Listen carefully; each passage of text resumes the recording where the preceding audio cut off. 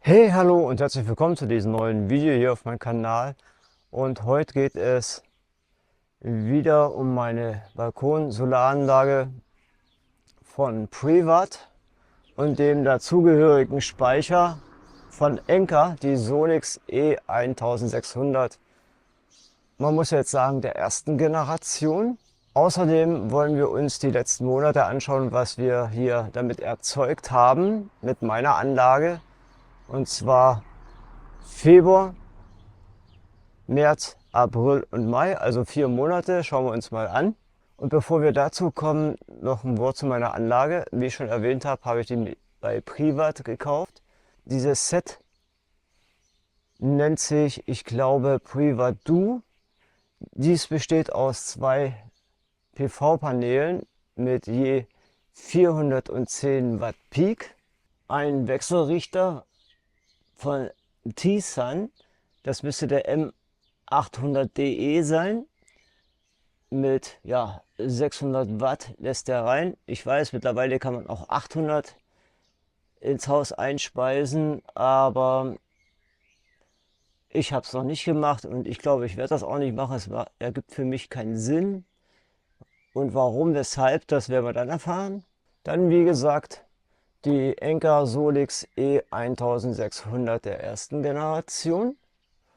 Und dazu kommt noch zwei Paneele, die ich da so auf dem Dach montiert habe. Ich konnte sie leider damals nicht, sagen wir mal, professionell auf dem Dach anbringen, da meine Dachneigung so steil ist und die Dachziegel alle sturmgesichert sind. Da hätte ich mir einen Dachdecker holen müssen. Das hätte mich noch viel, viel mehr Geld gekostet, als wie überhaupt schon die gesamte Anlage gekostet hat. Und deswegen, habe ich da ein bisschen, wie soll man sagen, kann man das Fuschen nennen, weiß ich auch nicht. Ich habe mir also 4 Winkeleisen geholt, die ich dann gebogen habe in einer perfekten, also in einem perfekten Winkel, die dann an den Dachsparren befestigt und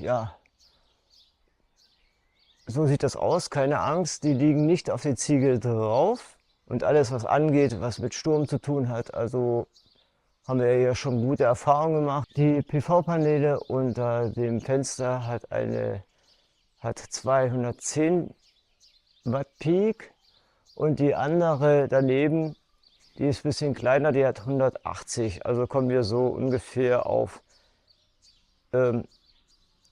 1120 Watt Gesamtleistung. Das jetzt zu meiner Anlage und die Kosten sind extrem nach oben geschossen. Die Anlage damals von Privat hat ca. 880 Euro gekostet. Wir werden das alles in der Tabelle dann auch gleich sehen.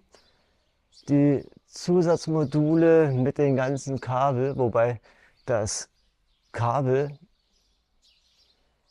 am teuersten war, haben wir auch noch mal, jetzt weiß ich gar nicht. Wir gucken uns das alles in der Tabelle an, da steht das alles. Und auf alle Fälle der Speicher von Enka kam mit 799 Euro auch nochmal ein Riesenbatzen dazu. Ich, mittlerweile habe ich das Gefühl, dass ich das Geld eigentlich gar nicht mehr reinhole. Aber wie dem auch sei, ich würde sagen, wir gehen jetzt an den Computer und schauen uns mal die ganzen Werte an. Also dann würde ich sagen, auf geht's. Dann herzlich willkommen auf meinem Desktop und wir sehen hier gerade, dass die Solaranlage momentan 51 Watt erzeugt, 107 wird aus dem Netz gezogen und insgesamt verbrauchen wir 158 Watt. Jo, so viel dazu. Aber wir wollen uns doch jetzt erstmal die Tabelle anschauen, die ich gemacht habe für die letzten, ich glaube, das sind 4 Monate. Und ja, was sehen wir? Wir haben den Januar. Kurz ausholen. Ich habe ja Ende Januar die Enka Solix E1600 mir besorgt. Die habe ich am 1. Februar zurückgesetzt. Das war mitten am Tag, das war ein bisschen unklug von mir. alles schon ja, produziert wurde, Strom. Nur das so jetzt am Rande erwähnt. Also wir schauen uns jetzt speziell den Februar, März, April und Mai an. Und interessant sind dann diese Werte hier. Und zwar PV-Anlage, Einspeisung ins Haus. Früher habe ich hier stehen gehabt, PV-Anlage Erzeugung. Das ist ja nicht ganz korrekt, weil es wird ja immer mehr Strom erzeugt, als wie tatsächlich ins Haus eingespeist wird. Durch, nun, ich will mal sagen, dadurch ja DC in AC, also Gleichstrom in Wechselstrom umgewandelt wird, da haben wir natürlich Verlust. Darauf komme ich dann auch gleich noch mal zu sprechen. Also, wir haben hier, ne, in Februar haben wir 28,3 Kilowatt erzeugt. Davon habe ich 5,1 eingespeist. Im Januar, ne, wo wir 78,88 habe ich 9,6. Nur so, also hier im Februar war schon die Enka Solix mit dabei. So, und wir haben einen Eigenbedarf von 23,2 Kilowatt und haben eine Ersparnis, sagen wir mal, von 7,88 €. So, und dann geht das langsam auch nach oben hier. Da hat die PV-Anlage 51,3 Kilowatt erzeugt. Wir haben eingespeist 9,3 Kilowatt und haben da einen Eigenbedarf von 42 Kilowatt gehabt und Ersparnis von 14,28 €. Dann der April, also man merkt langsam, die Tage werden länger und wir hatten auch schönes Wetter und da steigt das natürlich. Da hat die Anlage dann 63,4 Kilowatt erzeugt und ja, wenn die Anlage mehr produziert, speise ich auch mehr ins Haus, obwohl ich die Enka Solix da dran habe, aber das bleibt leider nicht aus. Wir haben also eingespeist ins Netz 12,3 Kilowatt und haben aber einen Eigenbedarf von 51,1. Wir haben Ersparnis in Euro 17,37 €. So, jetzt kommt der Mai, ein absoluter Favorit. Wir haben erzeugt 88,1 Kilowatt. Also beziehungsweise, nee, das ist ja falsch. Wir haben ja nicht erzeugt, sondern das wurde halt ins Haus eingespeist. Ins Netz haben wir leider 21,6 Kilowatt. Und der Eigenbedarf, der steht bei 66,5 Kilowatt und wir haben ein Ersparnis von 22,61 €. So, das macht, wenn wir jetzt ab Januar bis Mai alles zusammenrechnen, haben wir dieses Jahr 68,30 €.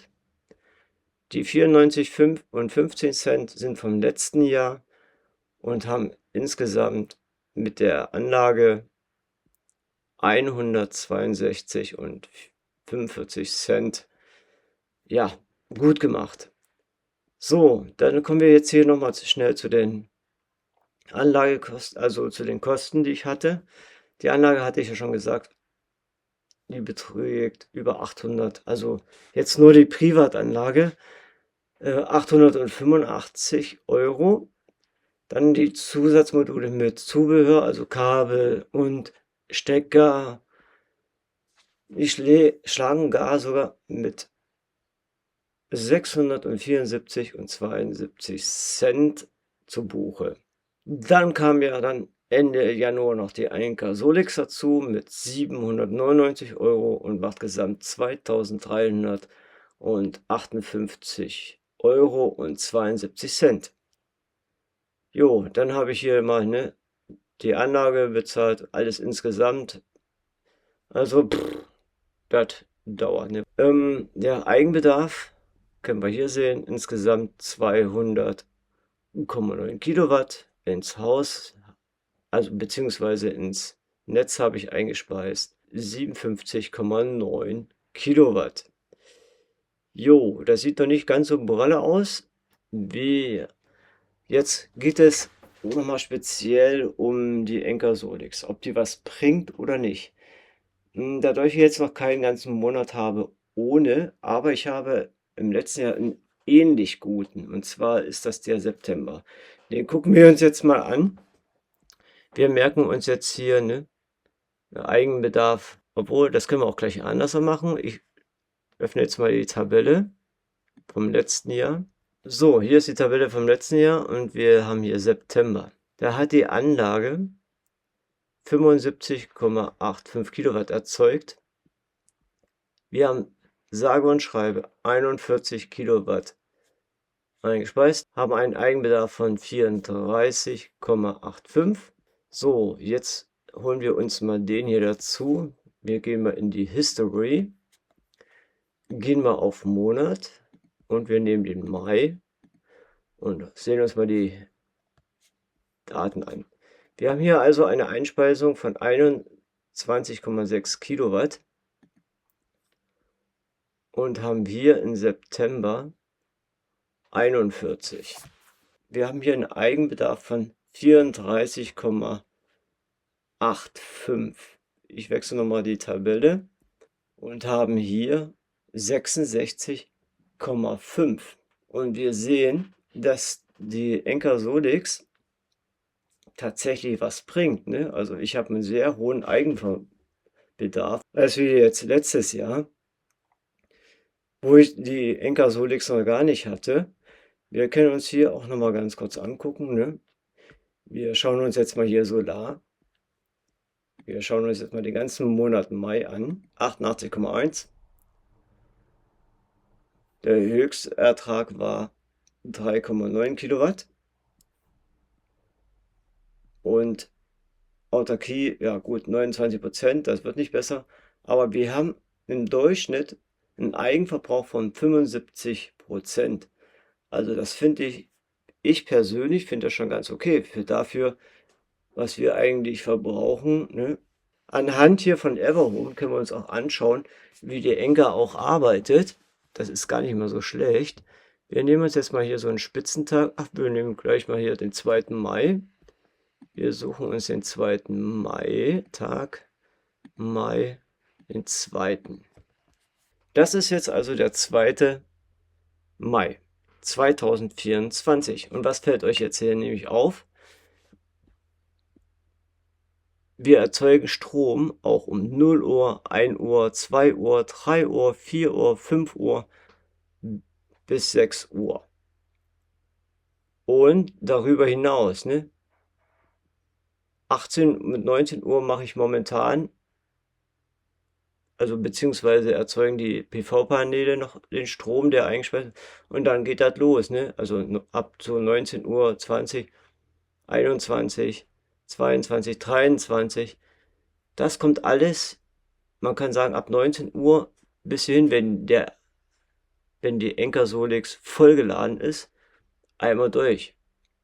Ich produziere also 24 Stunden oder beziehungsweise wird 24 Stunden am Tag, wenn die Enkersolix voll ist, Strom ins Haus eingespeist. Jetzt wollen wir nochmal schnell auf die App von Enker wechseln.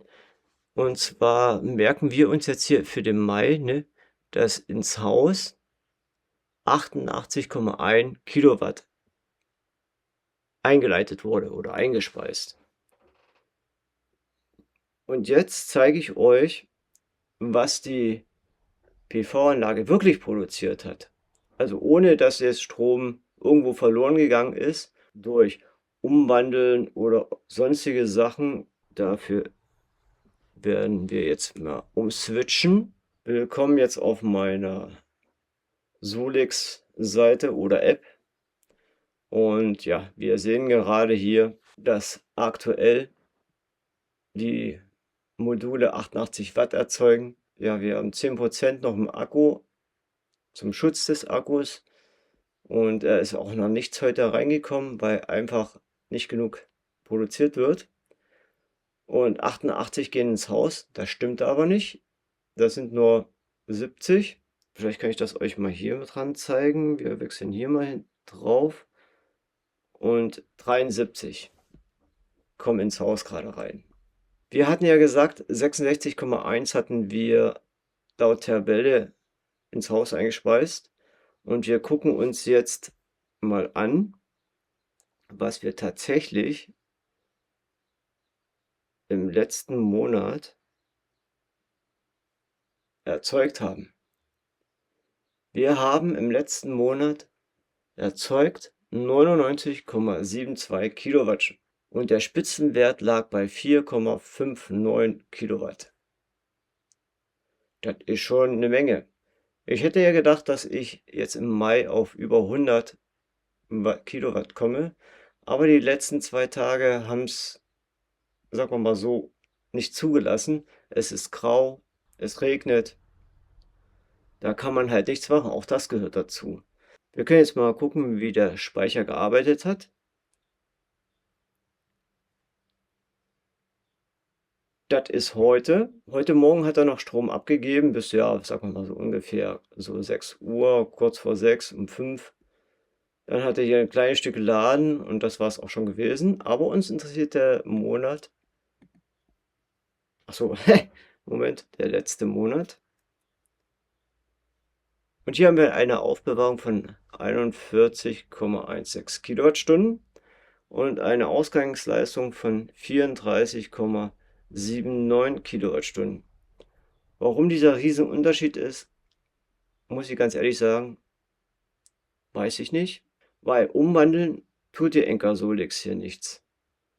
Die nimmt also den Gleichstrom auf und speichert den zwischen und gibt den Gleichstrom dann weiter an meinen Wechselrichter und der wandelt erst den Strom in Gleichstrom, in Wechselstrom um. Und dadurch entstehen dann halt diese Verluste. Und im Monat machen das tatsächlich über 10 Kilowattstunden aus. Das ist eigentlich ganz schön Wahnsinn, was man da eigentlich so verpulvert. Habe ja hier auch noch eine kleine Spielerei, was uns grafisch das ein bisschen hier nochmal zeigt, ne? Dieser blaue Balken hier ist der Bezug aus dem Netz und wir sehen hier eindeutig, dass wir nach unten gehen. Das liegt auch daran, dass jetzt die Heizung nicht läuft, dass die Tage länger werden, wir also länger Strom erzeugen, auch bei so einem Wetter wie heute. Und wir sehen auch, ne, dieser graue, das ist jetzt ein bisschen suboptimal, dass die Werte hier alle zusammenliegen. Also der graue ist jetzt für die Einspeisung ins Haus, ne? Und der rote ist der Eigenbedarf. Ich habe das hier noch mal ein bisschen anders gelöst, ne? Monatliche Einspeisung ins Netz. Wir sehen, das geht hier auch höher. Interessanterweise jetzt hätte ich im Januar, den kompletten Januar, die Encasolix schon draußen gehabt, hätte er eingespeist, beziehungsweise schon Strom zwischenlagern können. Und da wäre das jetzt hier wahrscheinlich weniger, was wir eingespeist hätten. Aber dadurch wir jetzt lange Phasen haben mit Sonne, ne? Also, beziehungsweise ich will mal kurz erklären, wie das hier zustande kommt, dass die Einspeisung nur mehr wird. Wenn jetzt optimale Bedingungen herrschen, also es ist Sonne und die knallt jetzt auf die Solarpaneele, dann haut die volles Brett rein. Und ich zeige dann hier auch gleich mal einen Screenshot. Und dann ist die da so, ja, im besten Fall, im optimalsten Fall mit etwas über 1000 Watt, was die Solarpaneele machen, dabei.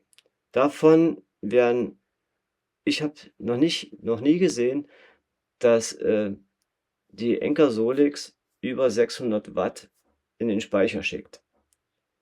Das heißt, wenn ich jetzt 1000 Watt mache, ne, so ungefähr, dann gehen vielleicht 600 Watt rein in den Speicher und der Rest wird ins Haus geschickt, was dann halt 400 Watt sind.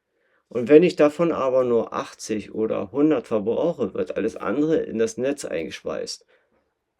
Und an so einem optimalen Tag ist der Speicher auch schon gegen 14 Uhr voll. Und wenn ich dann immer noch über 600 Watt erzeuge, ne, dann geht das natürlich alles ins Haus und was ich nicht verbrauche, wird ins Netz geschickt. Und somit kommt es dann auch, dass die monatliche Einspeisung steigt. Jetzt könnte man natürlich auf die Idee kommen, ja, dann schafft ihr noch einen zweiten Speicher an. Das würde tatsächlich, ich habe tatsächlich drüber nachgedacht. Das würde aber gar keinen Sinn machen, weil selbst wenn ich alle beide voll kriege an einem optimalen Tag, ich trotzdem nicht alles verbrauchen kann, dadurch meine Grundlast im Haus so gering ist. Das, was wirklich Strom frisst, das ist die Waschmaschine. Gut, die kann man irgendwie timen, aber auch nicht immer.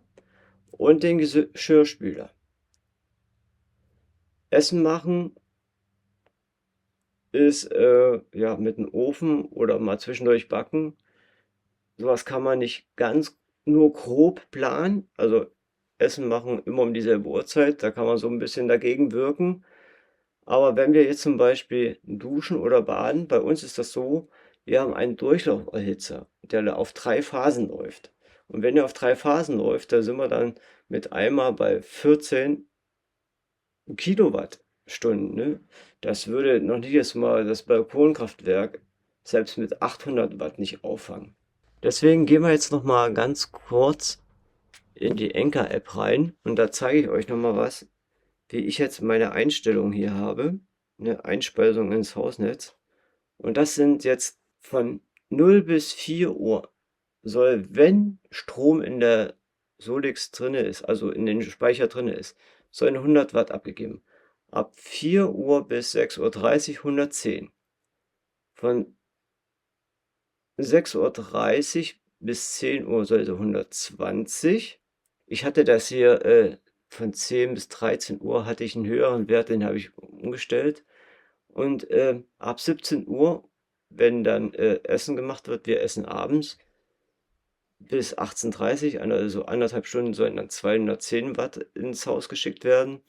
Das ist jetzt bei der Jahreszeit hinfällig, weil solange wie die Solarpaneele Strom erzeugt, egal ob es dann weniger ist wie 210 Watt, wird der Speicher nicht angekratzt.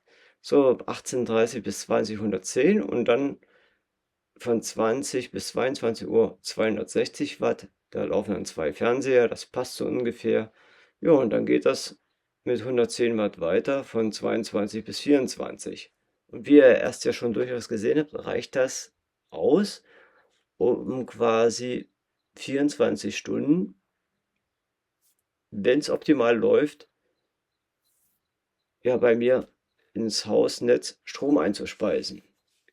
So, jetzt kommen wir auch zum Ende und ich hoffe, ihr konntet mit meiner ganzen Ausführung hier etwas anfangen und was mitnehmen. Wie gesagt, meine Anschaffungskosten sind sehr hoch.